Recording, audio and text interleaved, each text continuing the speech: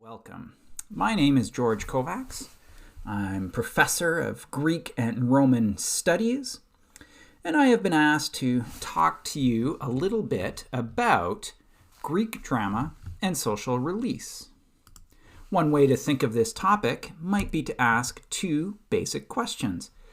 What was Greek drama, and why was it so important to the Greeks? To answer these questions, let's zoom in to the city of ancient Athens, which was located in what we would now call Greece. Athens was the most influential of Greek cities for a very long time, and especially in the period between roughly 500 and 300 BCE, an era we often refer to as the classical period.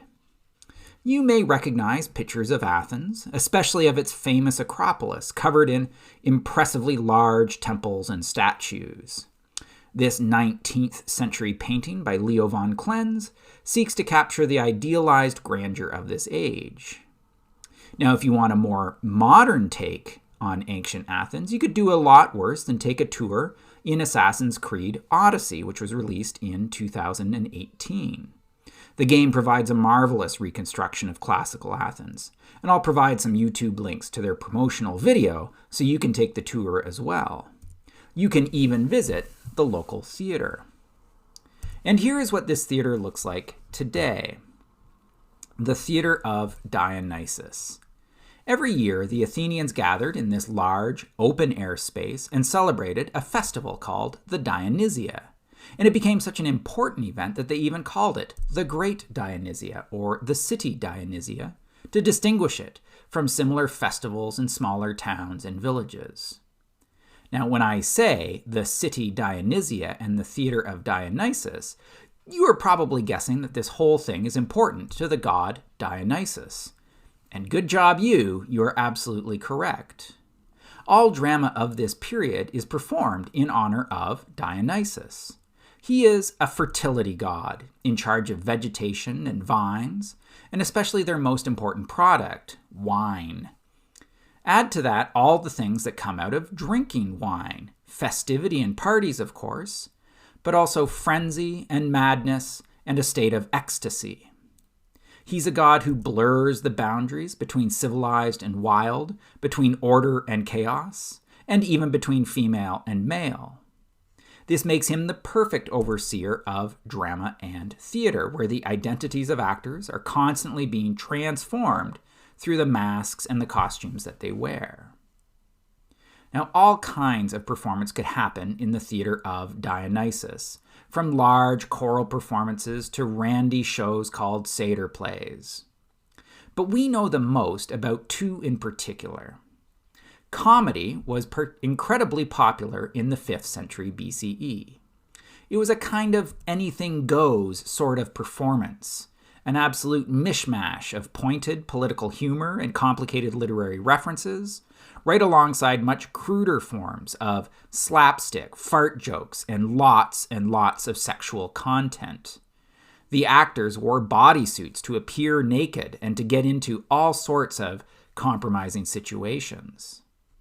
And as you can see, I've had to censor the image of this vase, which depicts a scene from an unknown comedy involving a goose. Now, Greek comedy is smart and often very funny, though we should recognize that a lot of it would be considered highly offensive by today's standards. It was a space for crossing borders, breaking down taboos, and behavior that simply wasn't the norm. But for the Athenians, the premier theatrical genre of this period was tragedy. Tragedy presented the most gruesome and disturbing stories found in Greek myth, presenting these characters on stage in ways that often humanized them, but also showed them suffering the consequences of their very serious actions. So you have probably heard of Oedipus, for example, who in the famous tragedy by Sophocles discovers that he has unknowingly killed his own father and then committed incest with his own mother. He's even had kids. Oedipus is so overwhelmed by this discovery of his past crimes that he blinds himself and commits to wandering throughout Greece as an exile. Or maybe you have heard of Medea, a woman from the Black Sea who is abandoned by her Greek husband so that he can make a more politically convenient marriage. With no prospect of safety for herself or for her children, Medea takes revenge on her husband by murdering their young children. The tragedy by Euripides brilliantly depicts a Medea who is simultaneously sympathetic mother and terrifying monster. Greek tragedy was, therefore, often a pretty grim business, and even the Greeks themselves wondered at its popularity. One theory that has persevered over the millennia comes from Aristotle. This philosopher and scientist lived about 2 generations after Sophocles and Euripides wrote their famous tragedies.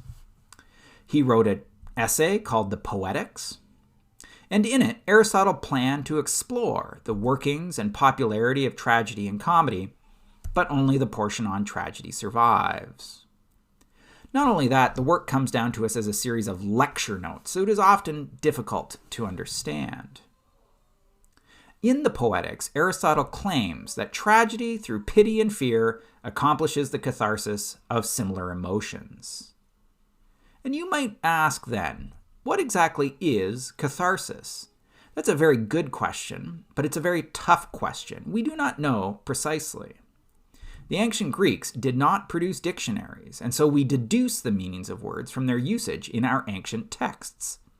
This can be very difficult for complex ideas that occur in only a few places. And don't forget that Aristotle's Poetics is not grammatically complete. It's just lecture notes. But we are not totally lost.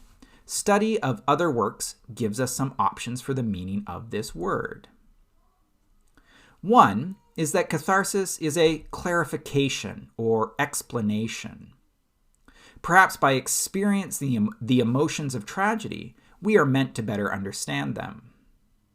Another possibility is a cleansing or a purification.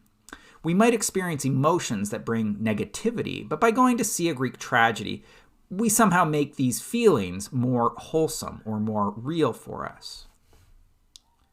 And finally, there is a possible meaning of evacuating or purging, that by experiencing and empathizing with the fear and pity of these tragic figures, we purge and rid ourselves of our own fear and pity.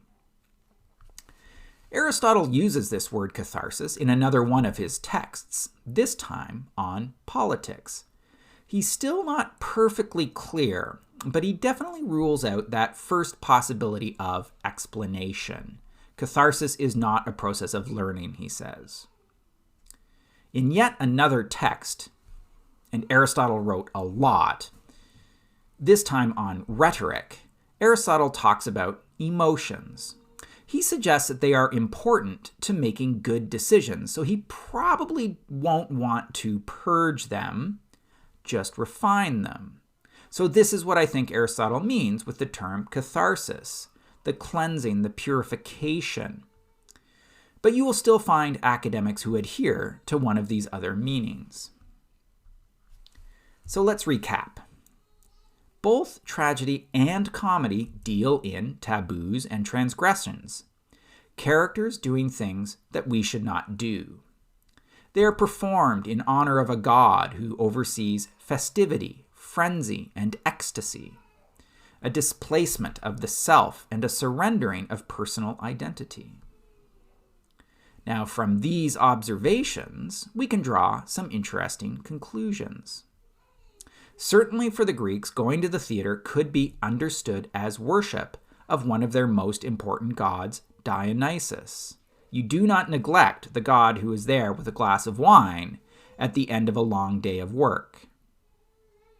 Theater has also been seen as something of a social safety valve, a way for a community and the individuals who are part of that community to essentially let their emotions go in an environment that might safely contain them.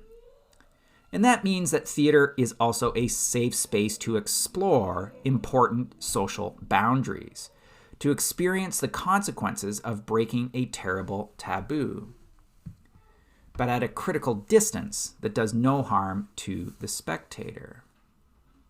Now, as I am dictating this talk to you, The COVID-19 pandemic has reached its 1-year anniversary in my area, and likely in yours as well. It's been over a year since I have been able to go to see a play or even a movie on the big screen with my friends.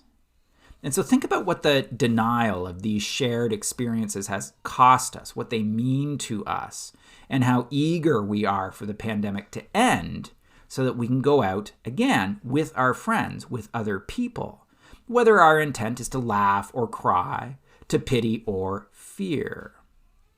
So by considering what this absence might mean to us, I think we can better understand what the presence of Greek drama and all its emotions and frenzies and transgressions might have meant to the Greeks themselves. And it turns out that you and I are not the only ones to miss that shared experience of drama in this time. And in fact, you can experience Greek drama right now because people have been producing it even through the pandemic.